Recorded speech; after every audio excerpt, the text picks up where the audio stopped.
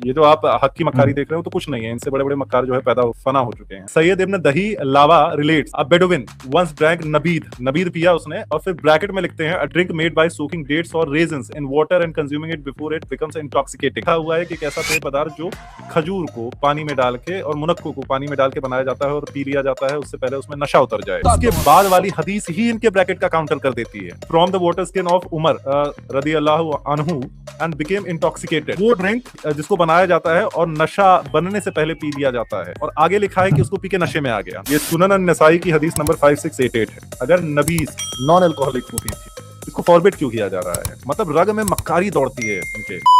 तो अस्सलाम वालेकुम गाइस, कैसे आप सभी। उम्मीद है सब लोग बड़े होंगे, आगे भी बड़े रहेंगे इंशाल्लाह। तो सबसे पहले आप सभी को बता दूं कि नबीत है क्या। नबीत एक ड्रिंक हुआ करता था जो नबी पाक सल्लल्लाहु अलैहि वसल्लम पसंद किया करते थे इसे पीना। नबीत खजूर से बनता था। उस खजूर को रात में पानी में डुबा के रखा जाता था और सुबह नबी पाक सल्लल्लाहु अलैहि वसल्लम उसे पीते थे। अब ये हीटेड चमार जो वेबसाइट से हदीस दिखाने की कोशिश कर रहा है, उसी वेबसाइट में साफ साफ नीचे लिखा हुआ है कि ये दो नरेशन अनऑथेंटिक है। मतलब इस चमार के रग रग में मक्कारी दौड़ती है। अब कुछ इस्लामफोब ये वाली हदीस दिखा के कहेंगे fresh date, dry dates, grapes, इन सभी से नबीत नहीं बनाया जाता, पर यहाँ पर ऐसा कुछ नहीं है। यहाँ पर लिखा हुआ है कि फ्रेश डेट और ड्राई डेट को मिला के नबीत नहीं बनाने का। इसी प्रकार एक और हदीस है जहाँ पर पूरी बात लिखी हुई है जैसा कि उस हदीस में लिखा होता है, और इसी हदीस में भी वही लिखा हुआ है कि ग्रेप एंड डेट्स को मिला के नबीत ना बनाओ, पर दोनों को सेपरेटली बनाओ। तो यहाँ से भी इनकी बात की खंडन हो जाती है कि नशीला है इसलिए मना किया गया है इन सब इंग्रेडिएंट से नबीत बनाने के लिए। ऐसा कुछ नहीं है,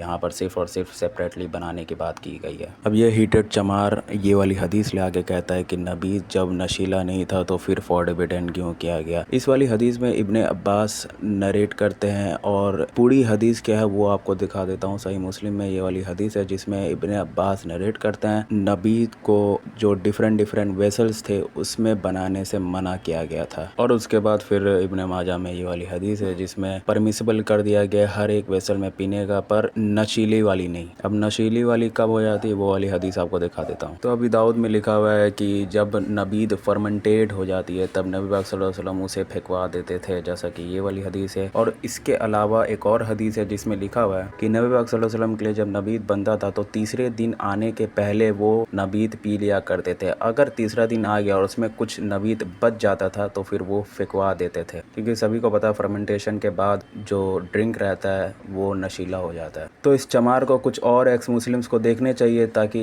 इसके जो आर्ग्यूमेंट्स है वो कभी भी डिबंक ना हो सके।